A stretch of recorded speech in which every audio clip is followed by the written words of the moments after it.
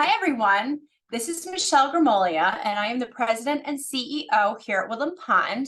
And today, this is my weekly address for a Tuesday. And today is Tuesday, September 5th, 2023. I have quite a few items on the list today. So if you miss anything the first time around, this link is always available on our YouTube channel, which you can subscribe to. It comes out in my COVID listserv notification. I'm sorry, my email listserv notification. And it re-airs at 4 and 8 p.m. on our internal channel here at Woodland Pond. So I said COVID listserv because I was thinking I wanted to add a COVID update in today. We have had no new cases of COVID to report under the reportable requirements to you since last week. You should be receiving those notifications on an email listserv. If you are not, please do check with concierge or with reception to make sure that we have your proper email address. That's the fastest way for us to make sure that we get that information out to everyone. And as you know, for the health center, new cases of COVID are required to be reported within 24 hours to all of our stakeholders. So our stakeholders include residents, staff, their family members, and anyone else that would like to be included. We do include the board and some other folks. We have had a couple of straggler COVID positives in independent living. Again, we're not reporting those individually, only if there's an outbreak. By and large, all of the folks that had tested positive the prior Monday, which was just a small handful in independent living, have now completed their 5-day quarantine. They're all feeling really well. Folks are coming through this with very mild to moderate symptoms at the worst in what we've seen. So we certainly have had no real serious illness. We definitely have had no hospitalizations or anything like that. So we do currently have the 2 remaining or lingering resident positives from last week from the health center and 1 staff member that had tested positive in the health center last week. Those will continue to stay in our counts for 14 days following their positive test. Again, it's a little bit different in the health center. Here in independent living, we do, the quarantine for 5 days as long as you've been symptom and fever free and are feeling well enough, then you can kind of come out. And really, that's just basically the rules that we should be following for all illnesses. If you're not feeling well, you should be staying in and you shouldn't be sharing those germs with your neighbors. That's the best way for us to do community health prevention and protection. So it's really about putting the onus and responsibility on each of us to make sure and say, you know what, I'm really not feeling well today. I don't think I should go to my particular activity. I really want to go to my exercise class, but I really shouldn't because I'm not feeling well. Especially as flu season is coming and as we look at that. A couple of you have asked me if we have any updated information on a new COVID vaccine. I know that there's been some news about a vaccine might be coming available. We do not have confirmation on anything like that yet, whether it be for the health center or for independent living residents. We will do our best to try and get access to COVID vaccines for independent living residents as we have in the past in the health center. Again, it's required that we provide those as part of the provision of care if a resident chooses to have that. But again, we don't have any date specific. We don't have any information from the pharmacy vendor yet as to when that would happen. Okay, so that's a COVID update. We are looking at quite hot and humid weather here in the Northeast and here in our area of New York over the next 3 days. So today, tomorrow, and Thursday, we're expecting high temps over 90 degrees, sometimes closer to 95 or more. And with the humidity, it's going to feel extremely hot out. It feels very muggy out today, for example. So a little bit of, late summer weather. Friday will be a little bit cooler, and then going into the weekend, it looks like we should have more seasonable temps. But it's very, very important that residents monitor yourself for signs of heat-related illnesses over the next couple of days. I would strongly recommend that if you do not have to be outside, particularly after, let's say, noon or 1 or 2 o'clock. Definitely the later afternoon and evening is when it's predicted to be the warmest and the most uncomfortable temperatures. The risks to residents are heat-related illness, heat stroke, heat exhaustion, and of course, dehydration. And we all know that not everybody around here drinks as much water as they should all the time, for the obvious side effects of not wanting to be in the bathroom all day long. But on days like this, the ambient heat and humidity can pull the moisture out of your skin very quickly, even if you don't feel like you're sweating. So again, I would really look at your schedule and your calendar over the next couple of days. If you have planned activity outdoors, even if it's just travel to an appointment or grocery shopping or whatever it is, I would really reconsider that. Obviously, if you have something that's medically necessary and can't be put off, you can certainly pursue that. If you don't need to be outside, especially in those afternoon hours this week, I would advise that maybe you reconsider that. Drinking plenty of water. The Department of Health is recommending, we just got a notice today, they're recommending 2 to 4 glasses of water per hour during the extreme heat, even if you don't feel thirsty. And they're indicating to avoid beverages that contain alcohol or caffeine, because those are items that can dehydrate you more quickly. So really, it's just keeping a low profile, not spending too much time outside. And the most important thing is our heating and cooling system for the building relies on the doors and windows being closed and latched at all times. So please make sure that your windows and your doors and the windows and doors in any community spaces that you enter are being kept closed and latched.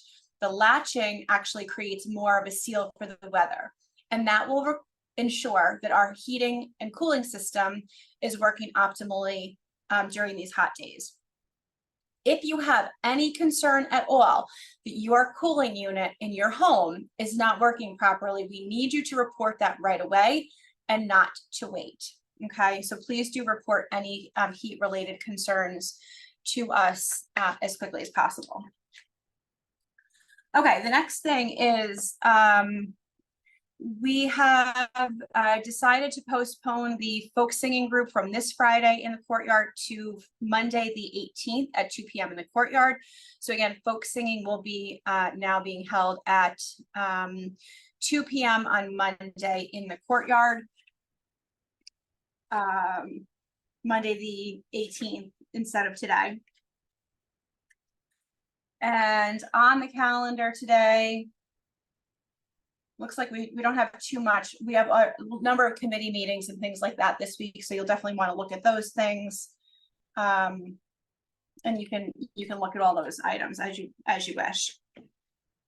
An update on the Mount St. Mary's nursing students that are going to be joining us to work on their credits for the upcoming semester.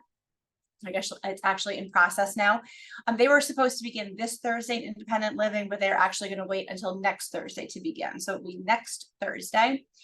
And just a final reminder that if you wanted to do the Meadow Scent Flower subscription, it's $25 per month. And concierge can explain the billing process for you for that. The sign up for that deadline is September 8th. And that can be anywhere on campus. So you can be in independent living, assisted living, memory care, or skilled nursing to participate in that program. Bring a little color to your day. Okay. Oh, 2 more things. There is a text scam going around that may or may not be affiliated with a very, very powerful virus for your phones. And it looks like it comes from the US Postal Service. And I say that because it uses the USPS name and a link that looks like it's from the US Postal Service. And many people are beginning to report that they're getting this text message. It tells you to first reply with a Y, and then it will send you a link to click on.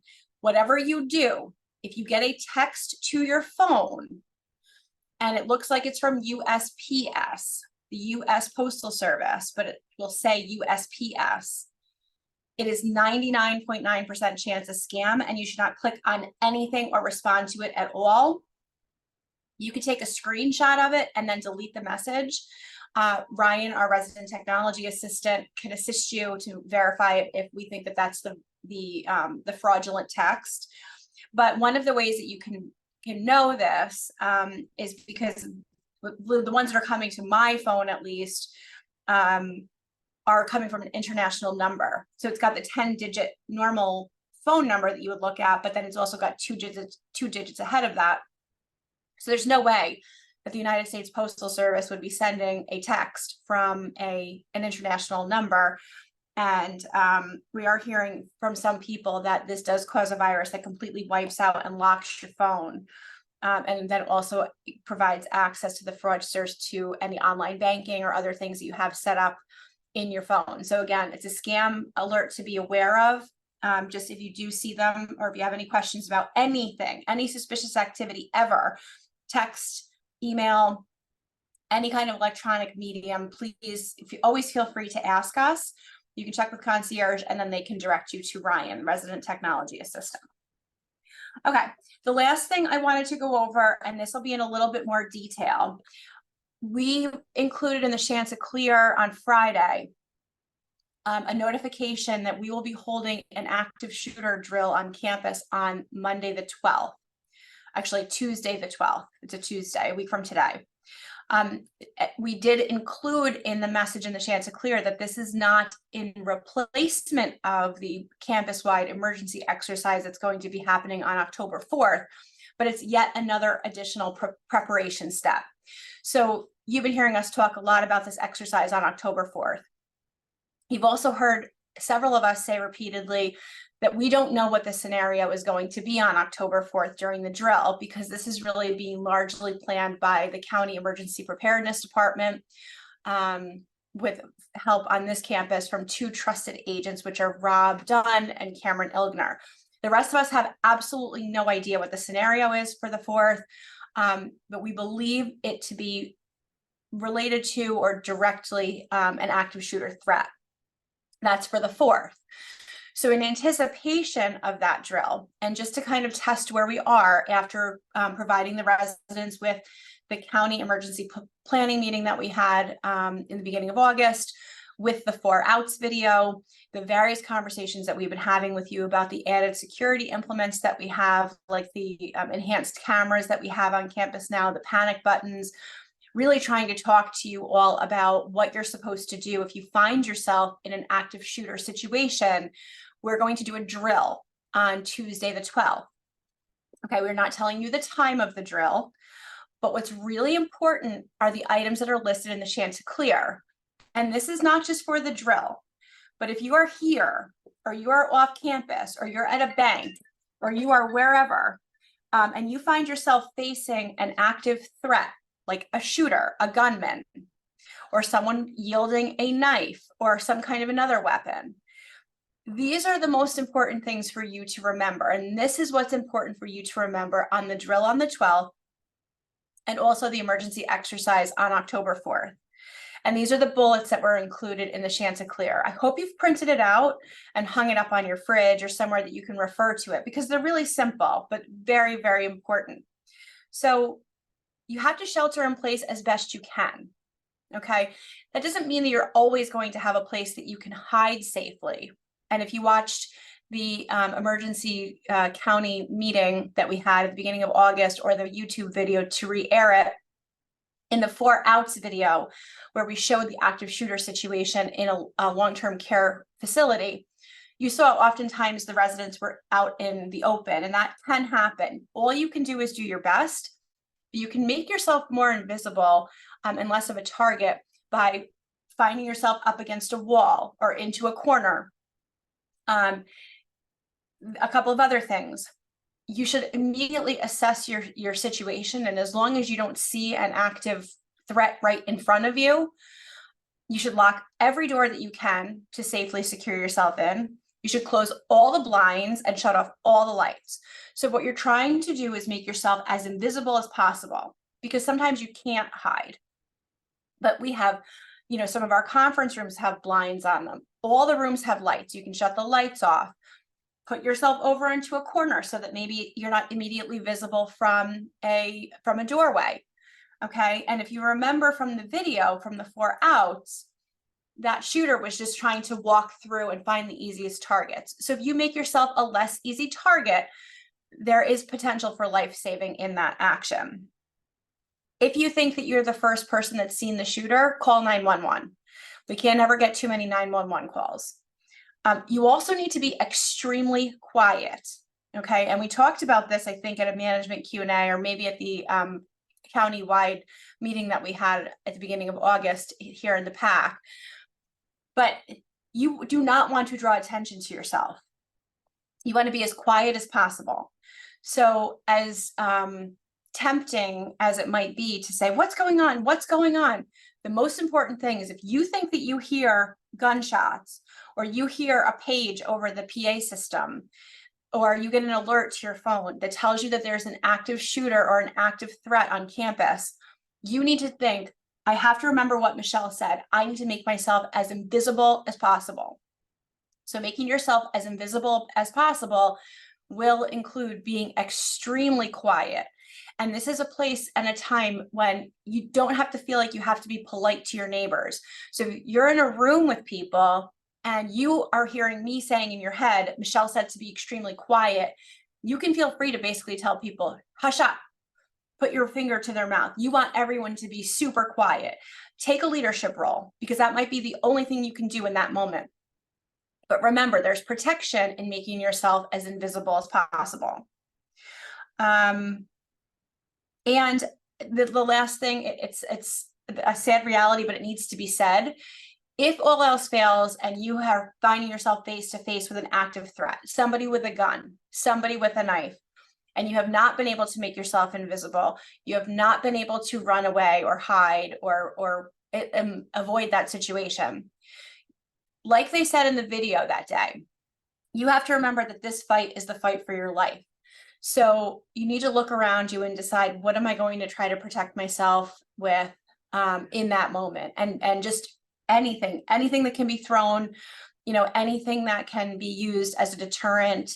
They use somebody picked up a fire extinguisher in the video. Obviously, some of these things are too heavy to pick up, but just really being aware of your surroundings all the time and saying, okay, what would I use to either protect myself right now or to distract someone that was coming to harm me or my neighbors or my friends. So again, this drill will be strictly for independent living, and this will be on the 12th of September. And again, this is not in lieu of the exercise on October 4th, but it's yet another step towards preparation for the October 4th huge campus-wide exercise that's going to have all kinds of emergency personnel on campus. And I'm sorry, I'm just getting interrupted because in about 15 or 20 minutes, all the fire doors in the complex will be closed. Okay. Hearing the alarms, the fire doors will just... This is actually a timely announcement that is just coming over my PA system from Tom. Tom is announcing that in roughly 15 minutes, which is going to be at approximately maybe 10:01 p.m., all of the fire doors on campus are going to close. You will not hear an alarm, but you need to just be aware, make yourself clear of any fire doors because they are going to close automatically. And that's going to be in about 15 minutes, so close to 1 o'clock. Okay.